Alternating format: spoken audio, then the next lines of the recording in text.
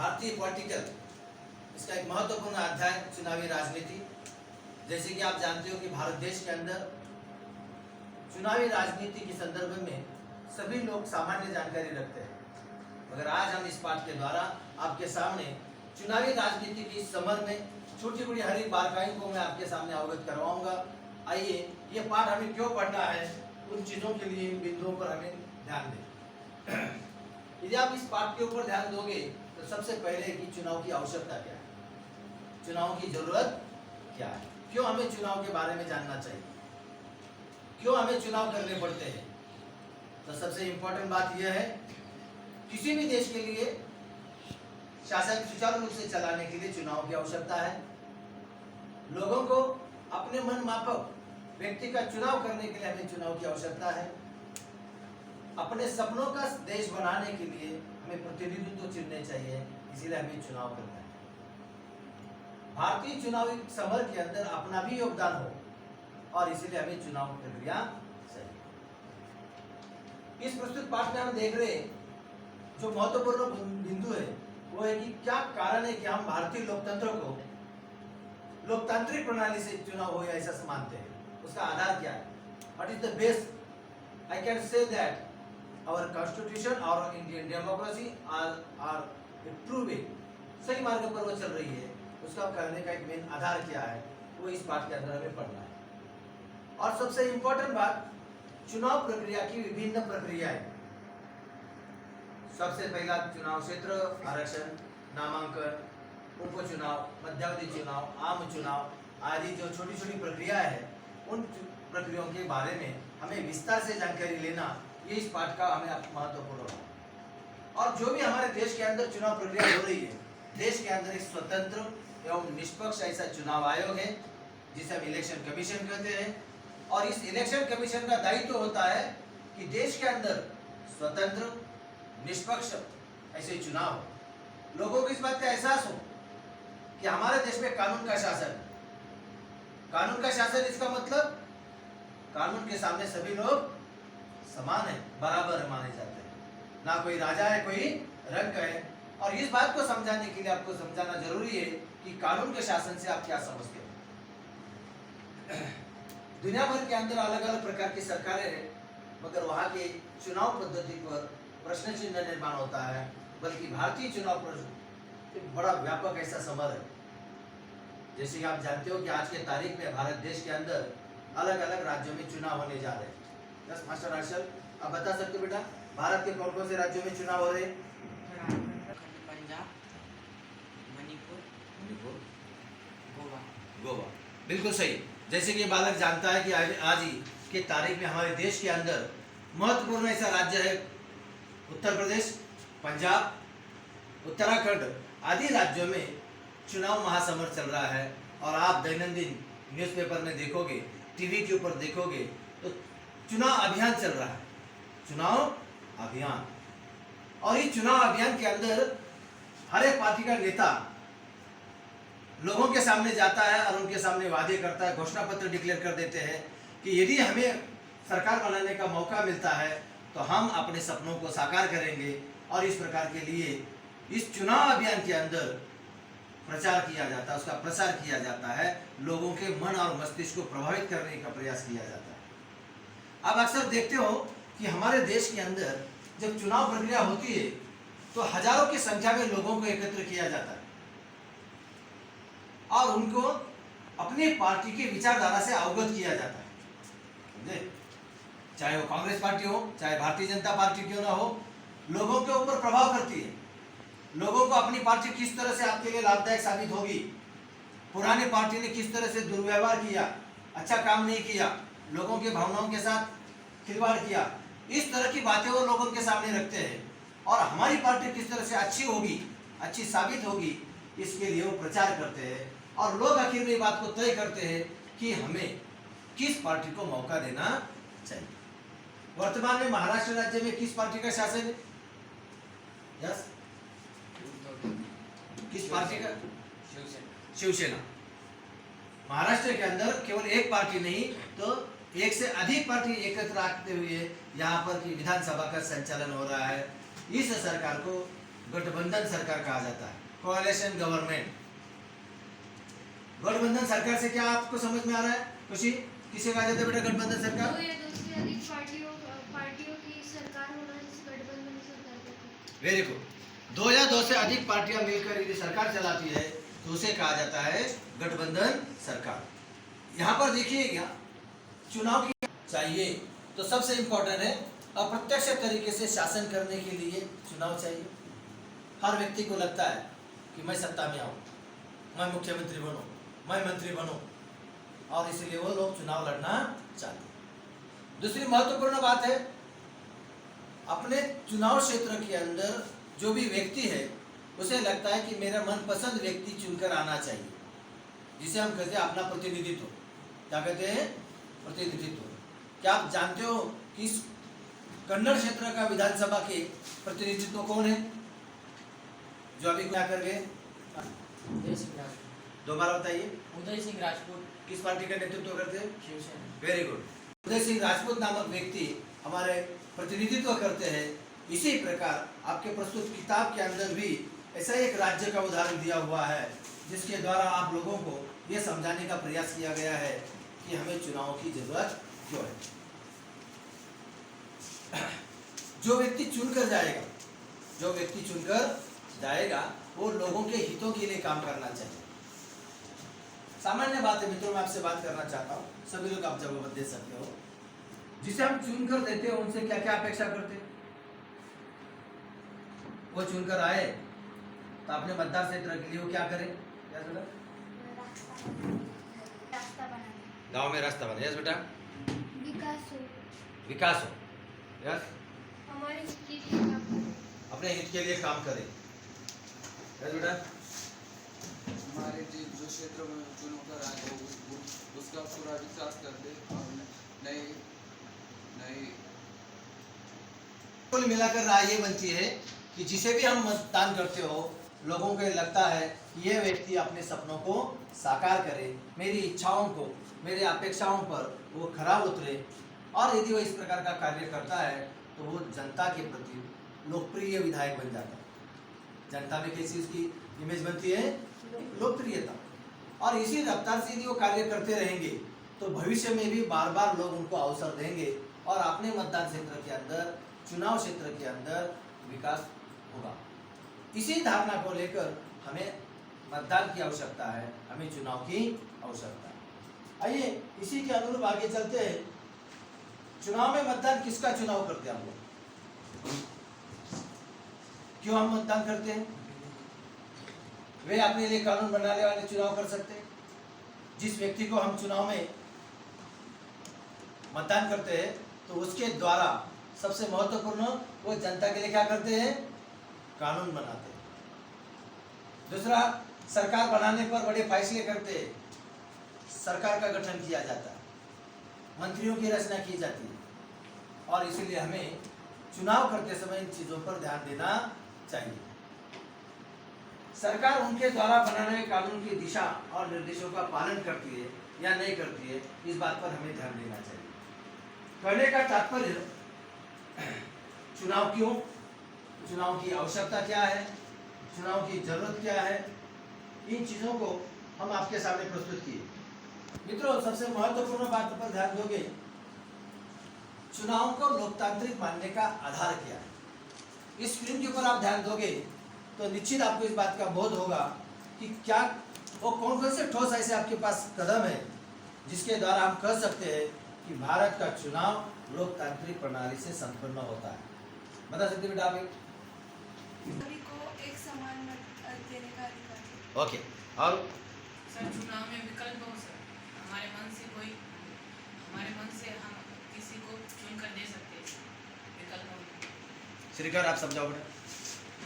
Sir, चुनाव आयोग भी स्वतंत्र है, किसी के दबाव में आकर ये काम नहीं करता। वेरी गुड, बहुत खूब। मित्रों, यहाँ पर जो आपको स्क्रीन स्लाइड, सबको मतदान करने का अधिकार है और यह हमारा एक पवित्र अधिकार है, एक मूलभूत अधिकार है जो भारतीय लोकतंत्र को एक पुख्ता बनाता है, मजबूत बनाता है। हम अपने देश के आजू बाजू में कई ऐसे राष्ट्रों को देखते हैं कि जहाँ पर नाम मात्र चुनाव होते हैं और कई बार वहाँ पर सैनिक शासक उनका तख्ता पलट कर देते हैं। जैसे पाकिस्तान में हुआ, श्रीलंका, बांग्लादेश, नेपाल, ये सभी ऐसे जो हमारे पड़ोसी देश है, वहाँ पर लोकतंत्र की जड़ें बहुत मजबूत नहीं है जितनी जड़ें भारत में मजबूत है। हमारे देश के अंदर हर 5 साल के अंतराल में अर्थात नियमित 5 सालों में चुनाव होते हैं, सबको मतदान करने का अधिकार मिलता है। तीसरी बात, भारत में चुनाव प्रक्रिया को करने के लिए एक स्वतंत्र और निष्पक्ष चुनाव आयोग है और यहाँ सभी को अपने राय, अपने विचार व्यक्त करने का अधिकार है। इन मुद्दों के ऊपर यदि हम ध्यान दोगे तो निश्चित हम इस बात को सार्थ करते हैं, सबूत के साथ पुख्ता बनाते हैं कि भारत का लोकतंत्र मजबूत है और उसकी जड़ें काफी गहराई पर गई है। यही हमारे लोकतंत्र को मानने का एक मूलभूत ऐसा आधार है। आगे इसी श्रृंखला में जब आगे बढ़ेंगे तो इस पाठ को लेकर हम आपके सामने चुनावी प्रतिद्वंद्विता, आपकी किताब में एक क्वेश्चन पूछा हुआ है, क्या चुनावी प्रतिद्वंद्विता सही है या लाभदायक है, इस तरह से प्रश्न पूछा गया है। मैं आप लोगों को पूछना चाहूंगा, क्या चुनावी प्रक्रिया लाभदायक है? अच्छे, इसकी वजह से ये हमारे पास विकल्प होते हैं कि हम हमारी पसंद के लोगों को चुनकर लाए। बहुत खूब स्पष्टीकरण कर रहा हूँ। शुरुआत में ये कहूँगा, चुनावी प्रतिद्वंद्विता कुल मिलाकर मेरिट के आधार पर अच्छी होती है, मगर कभी कभी एक दूसरे के प्रति रंजिश निर्माण होती है, दुश्मनी भी निर्माण हो जाती है और एक दूसरे के प्रति बदले की भावना भी निर्माण हो जाती है। मगर कुल मिलाकर हम इस बात को आपको समझाने में कामयाब होंगे कि चुनावी प्रतिनिधि के फायदे, आप यहाँ पर इस स्क्रीन पर ध्यान दोगे तो आपस में प्रतिद्वंद्विता होने से एक स्वस्थ प्रतिस्पर्धा के निर्माण होता है और लोगों को उचित अनुचित का प्रयोग या समझ आती है। जनता द्वारा जो मुद्दे सुलझाए जाने चाहिए उसके कल्याण के लिए कार्य करने के लिए लोगों के अंदर स्पर्धा होनी चाहिए, हेल्थी कंपटीशन। ऐसे जैसे कि आपके क्लास में आने वाली परीक्षा में कौन सा बालक सबसे ज़्यादा मार्क प्राप्त करेगा, इस प्रकार की आपके अंदर जो कंपटीशन होती है इसे कहा जाता है हेल्दी कंपटीशन।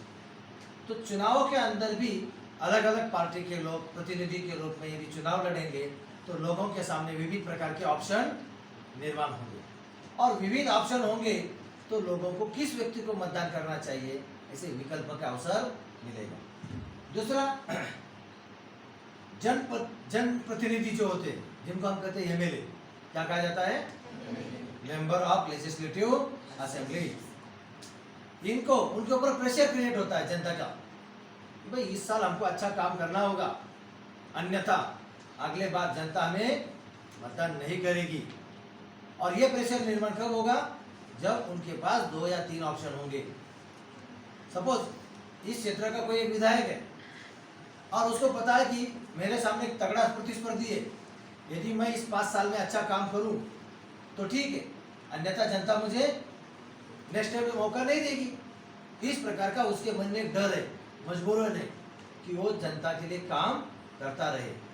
और इसीलिए हम ये कह सकते हैं कि चुनावी प्रतिद्वंद्विता अच्छी होती है जिससे जनता के इच्छाओं पर चुनावा प्रतिनिधि खरा उतरता है, जनता की अपेक्षाओं को धरातल पर उतारने का प्रयास करता है और जनता को जो मूलभूत सुख सुविधा चाहिए, जनता को मूलभूत सुख सुविधा कौन सी चाहिए?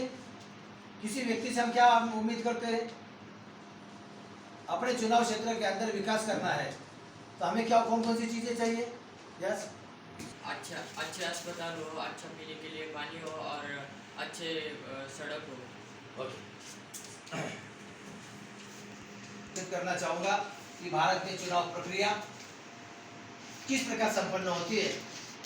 जैसे कि इसके पहले मैं आपको बता चुका हूं, भारतीय लोकतंत्र में चुनाव एक बहुत बड़ा समर है, उत्सव है। लोग बड़े बेसब्री से इस बात का इंतजार करते हैं कि हमारे क्षेत्र में चुनाव हो, मगर जो चुनाव होने वाले हैं वो निष्पक्ष होने चाहिए, स्वतंत्र होने चाहिए, बिना डर के लोग चुनाव प्रक्रिया में भाग लेना चाहिए और इसकी पूरी जिम्मेदारी इस देश के अंदर एक स्वतंत्र चुनाव आयोग के ऊपर डाली गई है। क्या कार्य होगा चुनाव आयोग का? चुनाव आयोग का कार्य स्पष्ट कीजिए। चुनाव आयोग का कार्य है कि वह स्वतंत्र और निष्पक्ष चुनाव कराए और जहां चुनाव में धांधली होती है वहां पुनः चुनाव कराए, जिससे हमारे भारत के चुनाव लोकतांत्रिक। Very good. जैसे इसका मतलब होता है गलत मार्ग से मतदान प्रक्रिया को संपन्न करना। और अपने देश के अंदर कई कई ऐसे छुटपुट उदाहरण सामने आते हैं जिसे हम कहेंगे चुनाव धांधली। खास करके उत्तर भारत के अंदर, बिहार, उत्तर प्रदेश में ऐसे कई जगह पर दबंग प्रवृत्ति के प्रतिनिधि चुनाव में खड़े होते हैं और वह अनैतिक मार्ग का, गलत मार्ग का प्रयोग करते हुए लोगों को डराना, धमकाना, पैसे बांटना, इन चीज़ों का उपयोग करता है। वे अपने आप को साबित करने का प्रयास करते हैं और इस तरह से यदि कोई चुनकर आता है तो उसे कौन सा नाम दिया गया है? चुनाव धांधली। मगर इन तमाम चीज़ों के ऊपर रोक टोक करने का दायित्व चुनाव आयोग का तरफ होता है। आप यहाँ पर देख रहे हैं और आपकी किताब में भी इस प्रकार का एक चित्र दिया हुआ है। आपने यदि उस पर ध्यान दिया हो तो आपको यहाँ पर दिखाई देगा। इन छोटी छोटी चीज़ों पर यदि ध्यान दोगे, जैसे चुनाव क्षेत्र का निर्धारण एवं आरक्षित क्षेत्र, ध्यान दीजिएगा, मैं इन चीज़ों को बारीकी से आपके सामने रख रहा हूँ। सबसे पहले चुनाव क्षेत्र। चुनाव क्षेत्र इसका मतलब जिस भौगोलिक इकाई में हम लोग रहते हैं, जहां हमारा मतदान के रूप में नाम दर्ज है, मतदाता सूची के अंदर हमारा नाम दर्ज है, उस क्षेत्र को हम कहते हैं निर्वाचन क्षेत्र। जैसे कि ये कन्नड़ सोईगांव विधानसभा चुनाव क्षेत्र। लोकसभा की यदि बात करेंगे तो औरंगाबाद लोकसभा क्षेत्र कह सकते हैं। अब उसी क्षेत्र के अंदर पूरे देश के अंदर कुछ क्षेत्रों को आरक्षित क्षेत्र के रूप में घोषित किया गया है। अलग देश के जो सामाजिक अलग अलग वर्ग है, अनुसूचित जाति, अनुसूचित जमाती, इन लोगों को भी इस चुनावी प्रक्रिया के अंदर अपना हिस्सा मिलना चाहिए, अधिकार मिलना चाहिए। उनके लिए कुछ जगह को आरक्षित रखा गया है, उसे कहा जाता है आरक्षित क्षेत्र। आपके पास भारत का मानचित्र दिया हुआ है, किताब के ऊपर नजर दौड़ाओगे आपको यहाँ पर ये जो मानचित्र दिखाई देता है, इस मानचित्र के अंदर सभी आरक्षित चुनाव क्षेत्रों को दिखाया गया है। और ये जो मानचित्र है ये लोकसभा का मानचित्र है। 543 लोकसभा चुनाव क्षेत्रों में कितने क्षेत्र अनुसूचित जाति के लिए और कितने क्षेत्र अनुसूचित जनजाति के लिए निर्धारित किए गए हैं, उसका लेखा जोखा इस मानचित्र के अंदर दिया गया है। आप मानचित्र को देखते हुए आप बताइए, अनुसूचित जाति के लिए अपने देश के अंदर कुल कितने सीट आरक्षित है? मिलाकर अपने देश में कितने क्षेत्र आरक्षित है? बिल्कुल सही आंसर। क्या समझते हो? थोड़ा तो बोलना चाहिए इस संदर्भ में आप क्या समझते हो? यस, मतदाता सूची मतलब जो लोग इस क्षेत्र में वोट देने वाले लोग की सूची। मतदाता सूची का है। ओके, सही बात।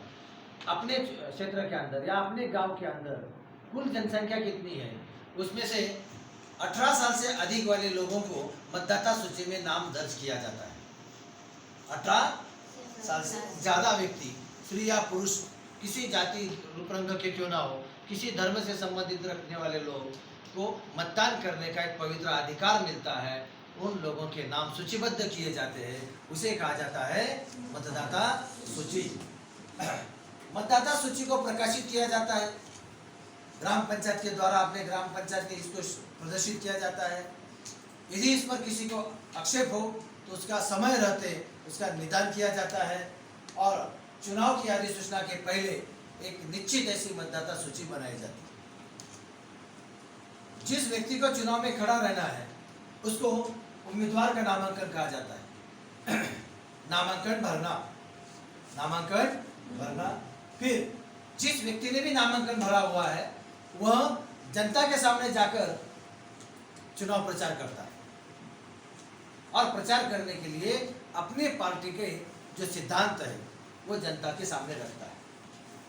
यदि कोई स्टैंडर्ड सपोज मान लीजिए ये बालक कांग्रेस पार्टी का है, चुनाव लड़ना चाहता है, तो कांग्रेस पार्टी की जो सिद्धांत है, सर्वधर्म समभाव, राष्ट्रीय एकात्मता, सबका साथ सबका विकास, इन चीज़ों को लेकर लोगों के सामने जाना चाहिए।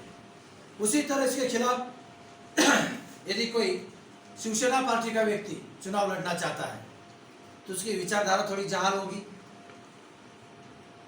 क्षेत्रीयता पर विशेष ध्यान देते वो लोग, क्योंकि शिवसेना कौन सी पार्टी है? क्षेत्रीय पार्टी। हमारे अंदर जो देश के अंदर जितने भी राजनीतिक पक्ष है, दल है, उनको राष्ट्रीय दल, क्षेत्रीय दल या निर्दलीय दल, इस तरह से अलग अलग कैटेगरी में वर्गीकृत किया जाता है और उसके द्वारा वो अपना चुनाव के अंदर अपना योगदान देते रहते हैं। और सबसे इम्पोर्टेंट है, इस चुनाव समर के अंदर, अभियान के अंदर लोग निश्चित तारीख को मतदान करते हैं और कुछ दिनों के बाद अंतिम परिणाम के लिए मतगणना की जाती है। इसे कहा जाता है काउंटिंग ऑफ वोट्स। उस दिन लोगों के अंदर बड़ी बेसब्री होती है कि कौन सी पार्टी चुनाव जीतेगी। जैसे कि अभी उत्तर प्रदेश नामक राज्य के अंदर बड़े परम सीमा पर, चरम सीमा पर ऐसे चुनाव होने जा रहे हैं। और यदि मैं आप लोगों को पूछूं कि मित्रों यहाँ पर किस पार्टी का चुनाव आपको ऐसा लगता है कि वो जीत सकती है, तो आपके अंदर मत मतांतर होंगे, विविध प्रकार की राय होगी। मगर क्या आपने इस माना आपको ये जानते हो कि चुनाव के वक्त प्रचार करते समय कई पार्टियां अपने चुनाव चिन्हों को लेकर भी लोगों के सामने जाती है। जैसे कि मैं आप लोगों को एक चीज यहाँ पर बताना चाहूंगा और कुछ चुनाव चिन्ह मैं आपको दिखाना चाहूंगा। इस चुनाव चिन्हों को देखकर आपको इस बात का बोध होना चाहिए, ये किस पार्टी का चुनाव चिन्ह है? Okay, Bharatiya Janata party. इसके साथ ही साथ एक दूसरा महत्वपूर्ण ऐसा चुनाव चिन्ह आपके सामने प्रस्तुत है। किस पार्टी का चुनाव चिन्ह बेटा? ये कांग्रेस पार्टी का। ओके, मैं आप लोगों को ये पूछना चाहूंगा कि क्या कारण है कि हम चुनाव चिन्हों को लेकर लोगों के सामने जाते हो? क्यों चुनाव चिन्ह दिखाया जाता है? यार बेटा आप बोल सकते हो? पार्टी का कोई सिंबल क्यों होना चाहिए? लोगों को जल्दी से बुलाए। और कोई बता सकते इसका कारण? चुनाव चिन्ह क्यों बनाए गए हैं? यस सर, जो बुजुर्ग आदमी वो उम्मीदवारों का नाम भूल जाते तो उन्हें ये बता दिया जाता है कि हमारा चुनाव पक्ष का चिन्ह है, इस पर आप मतदान करके आइए। Very good.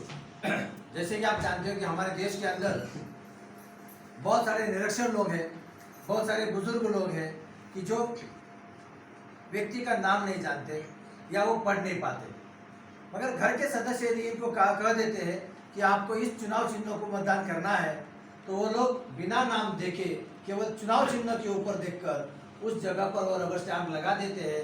और इसीलिए देश के अंदर अधिक से अधिक लोग मतदान प्रक्रिया में हिस्सा लें, इसलिए चुनाव चिन्ह बनाए जाते हैं। और इन चुनाव चिन्हों का अपने आप में एक राष्ट्रीय महत्व है, एक लोगों को प्रभावित करने के लिए एक कारक ऐसा प्रयोग किया जाता है। कितने मिनट हुए? तो स्क्रीन के ऊपर आप देखोगे तो यहाँ पर चुनाव क्षेत्र का निर्धारण आपके किताब के अंदर इस प्रकार के कुछ उदाहरण दिए हुए हैं। इस मानचित्र में आपको एक बात मैं समझाने का प्रयास कर रहा हूँ कि कर्नाटक राज्य के अंदर विधानसभा के चुनाव क्षेत्र किस तरह से निर्धारित किए। यहाँ उदाहरण दिया है गुलबर्गा संसदीय क्षेत्र। अब संसदीय क्षेत्र इसका मतलब देश का शासन चलाने के लिए लोकसभा और राज्यसभा के लिए जो प्रतिनिधि चुने जाते हैं उन्हें कहा जाता है संसदीय क्षेत्र। ठीक है, जैसे कि अपने इस जगह पर औरंगाबाद एक संसदीय क्षेत्र है। अब उस औरंगाबाद जिले के अंदर अलग अलग विधायक होंगे जिसे हम कहते हैं एमएलए।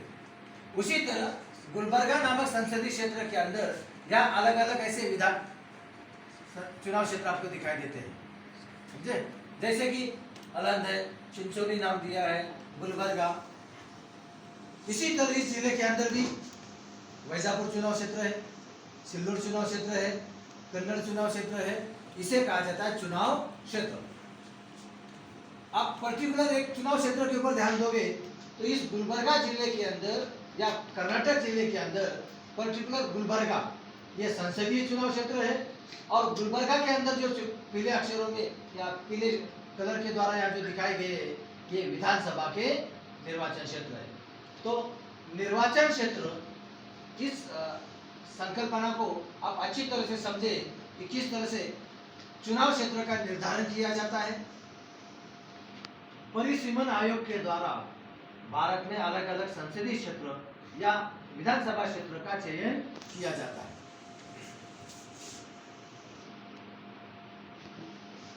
आरक्षित निर्वाचन क्षेत्र किसे कहा जाता है? अभी मैंने आपके सामने इस बात को रखा कि हमारे देश के अंदर राजनीतिक प्रणाली के अंदर सभी लोगों को, समाज के सभी वर्ग के लोगों को इसमें भागीदारी मिलनी चाहिए, तभी वास्तविक हमारा लोकतंत्र